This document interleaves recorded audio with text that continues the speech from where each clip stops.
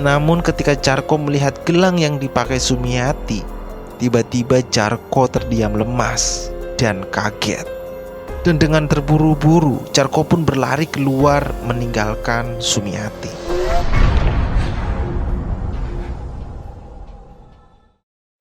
Di sisi lain, Jarko dengan wajah yang panik berlari ke tepian hutan. Setelah melihat gelang yang dipakai Sumiati, entah kenapa Jarko seperti memikirkan sesuatu. Dan Jarko pun terduduk lemas di bawah pohon sembari meremas kepalanya. Singkat waktu, Sumiati yang tengah mencoba melepaskan tali yang mengikat tubuhnya, tiba-tiba didatangi laki-laki paruh baya. Dan dengan santainya, laki-laki itu mendekati Sumiati. "Ini akibatnya jika kamu ikut campur.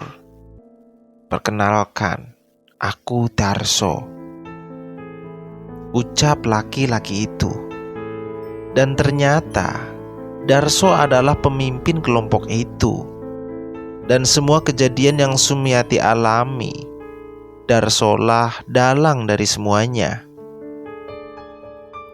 Setelah Sumiati mengetahui siapa Darso, seketika itu pun ia langsung menatap tajam Darso.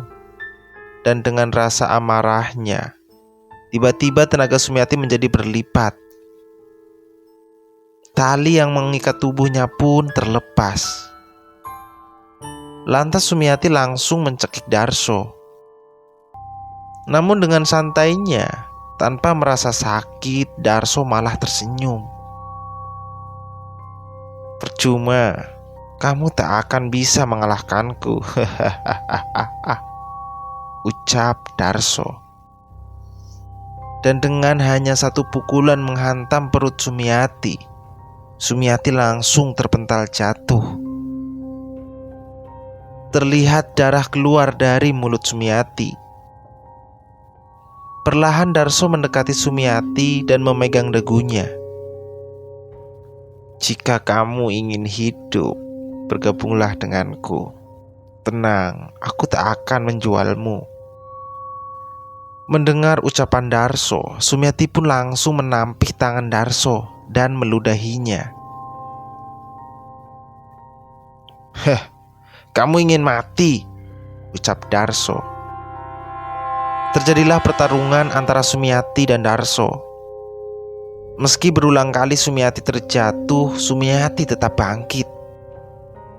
Pukulan-pukulan yang Sumiati layangkan kepada Darso tak sedikit pun mengenainya. Justru dengan satu pukulan dari Darso, Sumiati langsung terpental. Sumiati kewalahan. Dan saat Sumiati hendak bangkit menyerang Darso kembali, tiba-tiba Darso langsung menyodorkan batu putihnya. Yang seketika itu pun Sumiati langsung kehilangan kekuatannya dan terjatuh lemas.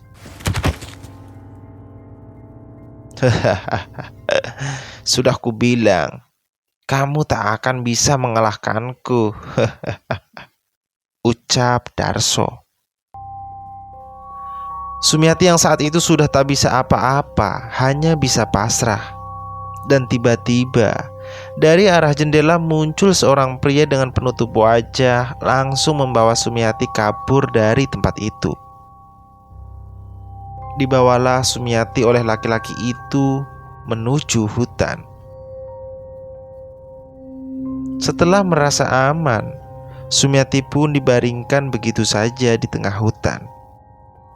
Lantas laki-laki yang memakai penutup wajah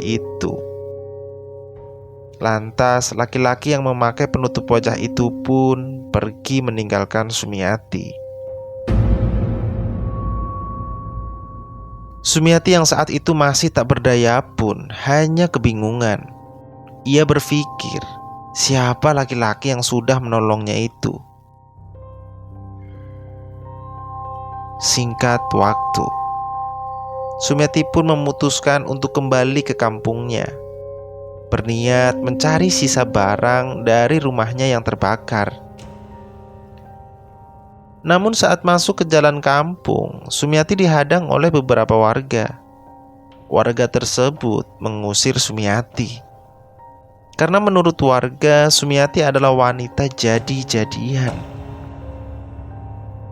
Apalagi saat itu para warga melihat Sumiati dengan penampilan yang acak-acakan dan juga ada bekas pertarungan di tubuhnya, yang padahal itu disebabkan pertarungan Sumiati melawan Darso. Dan saat Sumiati sedang melangkahkan kakinya, ia melihat dari kejauhan laki-laki yang memakai penutup wajah yang sempat menolongnya, seperti sedang memperhatikan Sumiati. Lantas Sumiati pun memanggil laki-laki itu. Namun sayang, tak lama laki-laki itu pun pergi.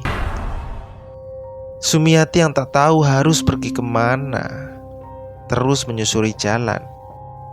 Hari itu langit mulai mendung dan waktu sudah hampir petang. Sampai pada akhirnya Sumiati menemukan gubuk bekas warung yang berada di tepian jalan, yang memang warung itu sudah lama tak terpakai. Dan tak lama kemudian hujan deras pun turun.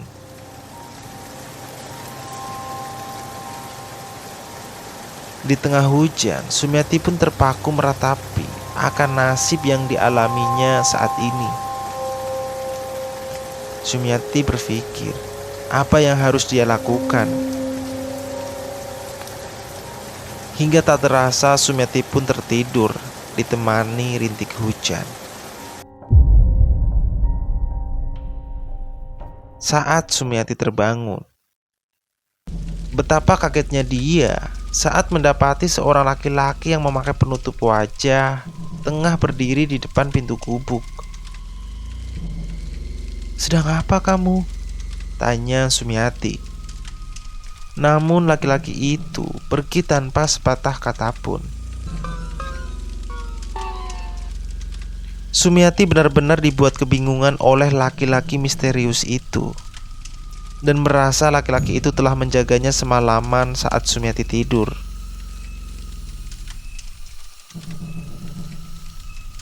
Di dalam hatinya Sumiati bertanya, kenapa laki-laki itu begitu baik kepadanya? Dan saat Sumiati melihat ke sekeliling, terlihat di sampingnya sudah ada beberapa makanan yang memang seperti sengaja disiapkan, yang Sumiati menduga pasti dari laki-laki itu. Kebetulan beberapa hari ini Sumiati belum makan, lantas ia pun memakan makanan itu. Seusai makan, Sumiati pun memutuskan untuk kembali lagi ke tempat persembunyian Darso dan Carko. Pergilah Sumiati. Sesampainya di sana, Sumiati mengintai dari balik semak-semak. Ya, karena memang tempat itu berada di tengah-tengah hutan.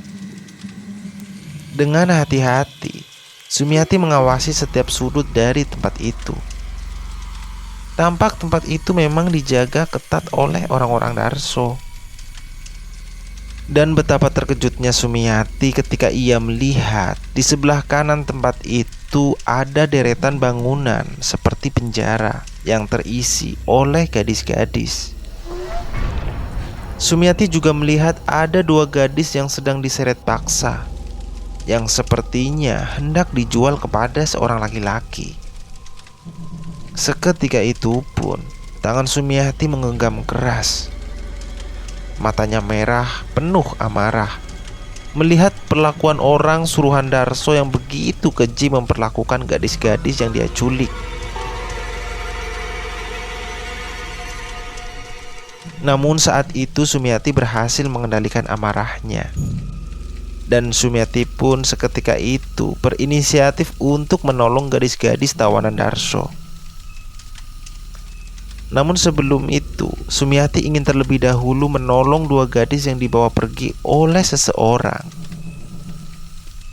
Singkat cerita, ketika orang itu melewati jalan sepi, tiba-tiba dari atas Sumiati melompat dan menghadangnya.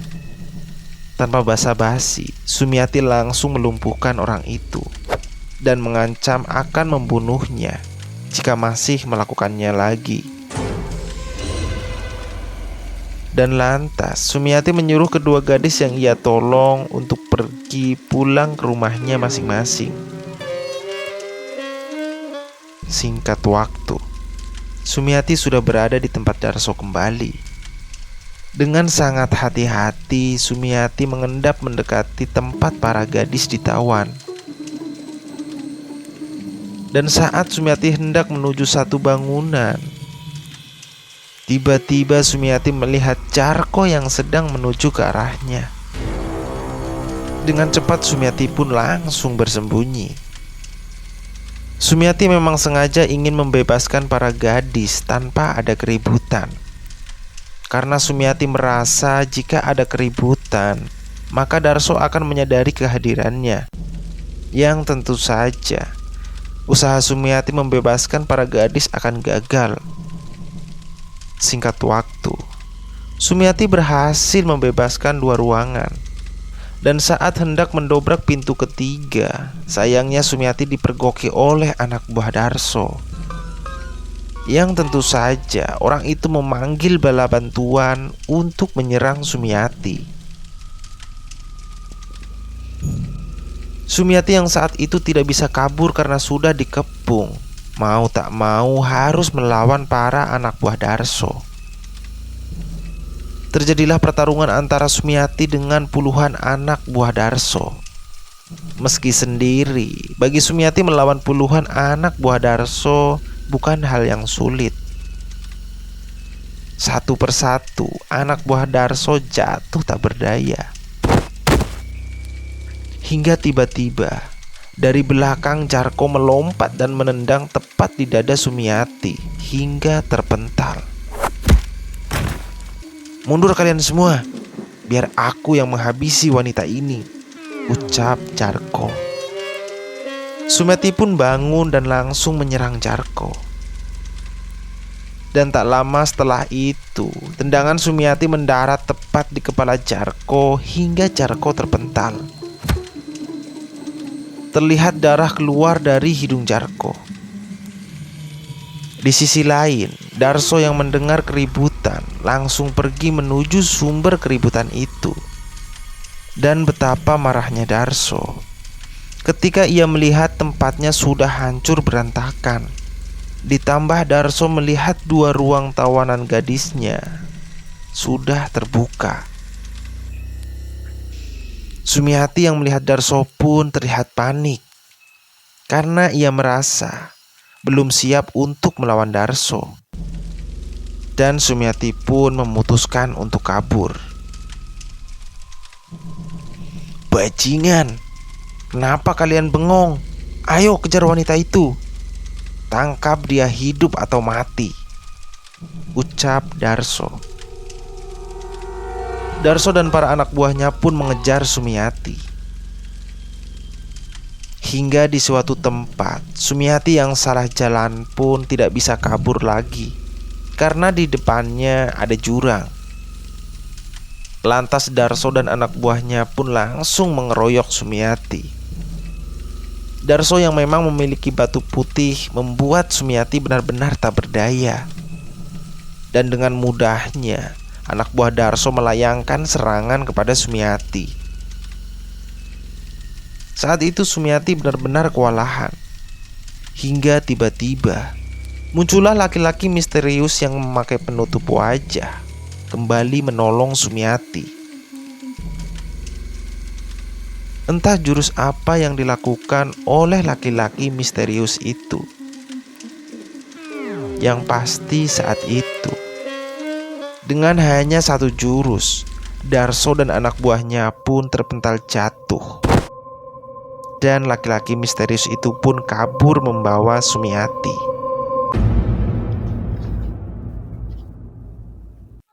Nantikan kelanjutan kisah Sumiati di episode berikutnya ya. Karena di episode berikutnya akan terungkap siapa sebenarnya si laki-laki misterius itu. Terima kasih sudah mendengarkan sampai akhir. Jangan lupa like, subscribe, dan share-nya ya.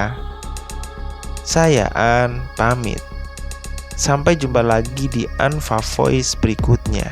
Wassalamualaikum.